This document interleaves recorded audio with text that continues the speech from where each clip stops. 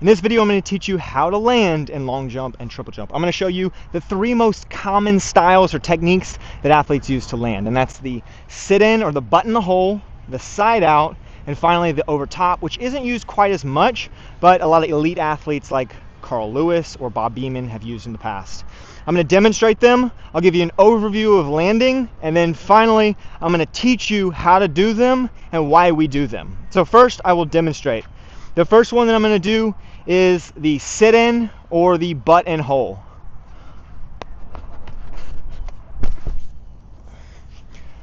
The next one I'm going to demonstrate is the side out or the skid out.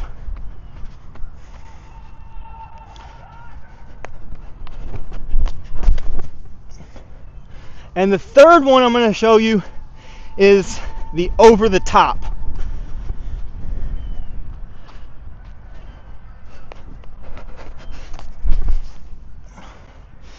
Okay, so those are the 3 techniques. If you look at the timestamps at the bottom, you can kind of skip to if you want to skip to your preferred one. So before we talk about those individual ones, I want to talk about the landing in general, because the landing is super important. The landing is 2 things. One, it is to maximize distance by minimizing loss of distance at touchdown. And 2, it prevents injury. So I'm going to show you how to do this efficiently and also how not get injured. First thing I'm going to do though is talk about a ball. So imagine you throw a ball. You throw a ball, it goes up, it reaches a high point, and that ball starts to come down, right? If I throw my cone, it does the same thing. It goes to a high point and eventually it comes down, right? Well, we can think of that parabola as having a high point and continuing on a trajectory like that. Now, when I jump here, boom, I jump at toe off. When my toe leaves the ground, I kind of want to think about jumping from the distance from the ground to my center of mass, which is about at my belly button. Now, mass, by the way, is like, it's all the stuff you have. So I have stuff in my arms, my legs, etc. So my center of mass or summation of mass is just the center point of all of my stuff. So if I put my hands like this, the center point's actually outside my body. If I'm here, it's about my belly button. If I put my hands above my head, now I've got stuff above my head. That center point goes up a little bit, slightly above my belly button. So at takeoff, when my toe leaves the ground, it's like I'm jumping from here. So think about it, I throw a ball. Boom, I throw a ball like that. It leaves my hand up here. The distance from here down to here is probably 7 foot. When I jump, boom, the distance from the ground to my center point is maybe, 3 feet?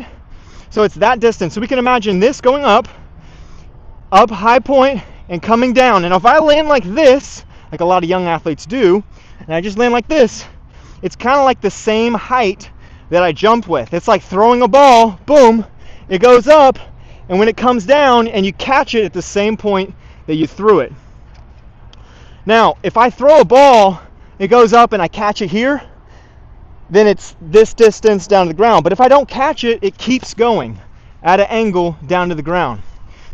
So when a lot of young athletes run and jump and land like this, what happens? The distance is from my belly button down to the ground. But imagine they didn't have any legs, their body or center of mass would keep going at that angle there. Well, that's like 2.5, 3 feet further potentially. So if I jump from there and I continue down, imagine if I didn't have any legs. I'm just going to keep going until my butt hits somewhere out here. But I can't just land with my butt right here, because that puts a lot of compression and injury risk to my spine, right? So I'll keep going down here, but I don't want to do that. I want to land on my heels first to decelerate me so that I can avoid injury, because I'm going to come in a little bit slower. Also, I'm going to transfer a lot of that energy and momentum by doing either that or over the top, etc. So I can keep some of that momentum going and transfer it into the sand, etc. than just coming into a hard stop. The other thing to note is that if I just land in with my butt in the ground, I follow a set path or trajectory, right? So I'm going to come in, go with that angle, boom. That's where my butt or center of mass hits. But we can actually use our legs to get further because my legs are out in front of me, right? So I can actually grab the sand and pull my hips forward even past that point that I would usually land. So I can grab my heels into the sand and pull myself forward. So not only do I decelerate and transfer that energy, but also I can actually add distance to my jump. So real quick now, let's go over the 3 styles. The first style is the sit-in. If you watch the sit drill, the accordion drill, those are other videos you can go watch, but they kind of go into this in more detail.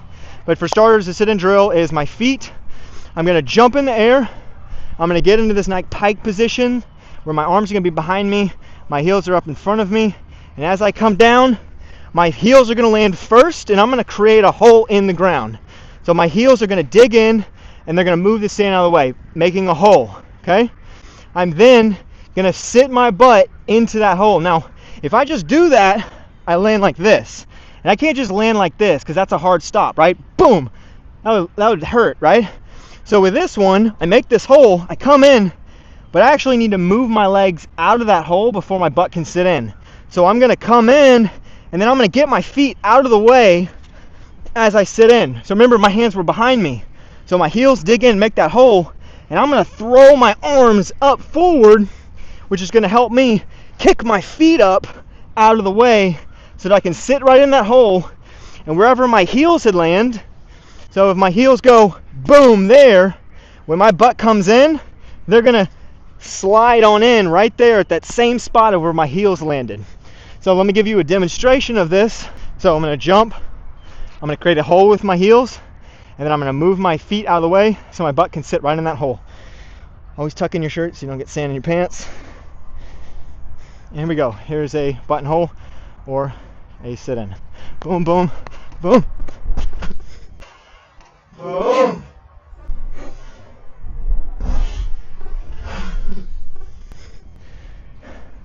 Now, if you notice on that one, my arms stayed forward the entire time.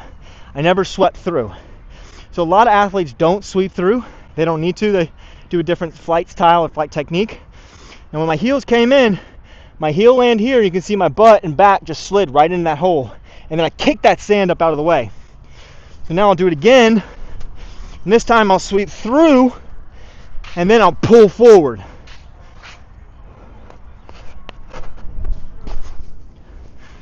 Now, on that one, I kind of led into that.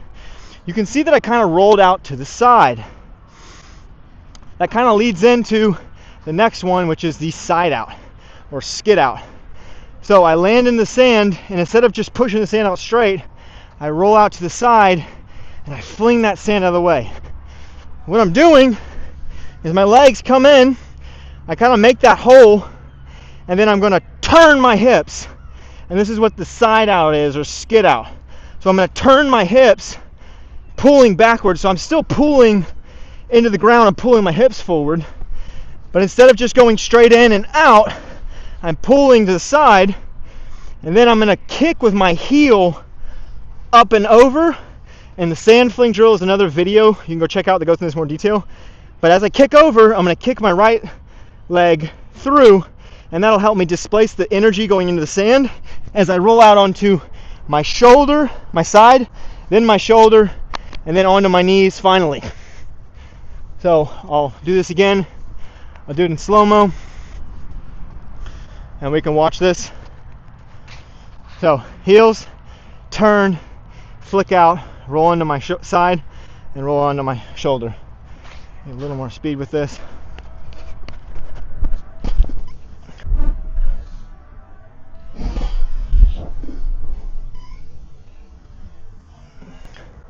You can see how I rolled through, I land, I twist, and I roll out.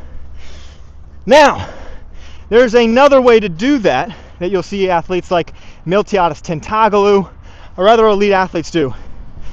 What they're going to do is the same concept of heels landing.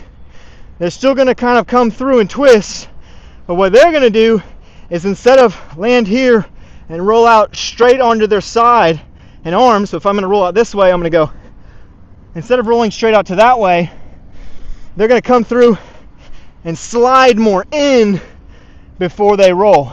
Now it's important to note that not all athletes roll out to the right.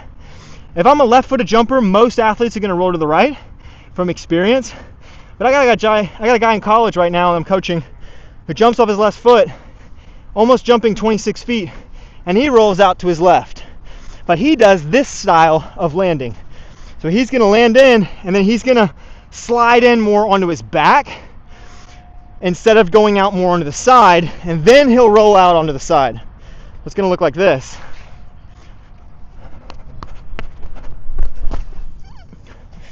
So I slid in more into my back, and it's kind of a mixture between that sit in where I kick the sand that way, but I'm also sliding in and then turning to further displace that. And that's because a lot of these athletes, they're running so fast. These guys that are running between 10.5 and 10.1, they're coming in so fast. They've really got to get rid of that energy. And so just sliding in maybe isn't enough. Just doing the rollout isn't enough. They need to combine that to really decelerate them so they don't get injured. Speaking of really fast athletes, the third technique that you don't see a lot of young athletes doing, high school athletes, you almost never see it, but then yet you look at Carl Lewis or Bob Beamon, where they land very similar to this sit-in or the button hole, but instead of, you know how we got our feet out of the way, they don't. Instead of just landing and stopping though, they propel themselves up and forward and run out of it. So they go down, land in the hole, feet in the hole, and up and forward. Now, the reason you see a lot of elite athletes do this is because instead of like throwing a ball and it going straight up and then coming straight down at a steep angle, these elite athletes at Carl Lewis, Bob Beamon, etc., they're coming in with a lot more velocity, a lot more speed. They're not going to have quite of a steep takeoff angle. It's going to be more gradual. Because they have so much velocity, it's going to travel at a lower angle, and they're coming in at a slightly lower angle. So if you're coming straight down, how do you disperse that injury? You're trying to disperse the sand laterally in any way to slow down and decelerate. They're coming in gradual, so they can come in at the angle and boom, and straight over the top. If I'm coming in down at an angle like this, I can't really come over the top. So you've got to be at a slower angle in order to utilize this last one. So let me demonstrate this style. I'm going to try to actually, because I'm doing it in a really short run-up, and I'm not trying to jump out of frame, I'm going to come in low. Hopefully I can get this. I'm going to stay down low. Almost. But you come in, land in the heels, and you pop up over the top.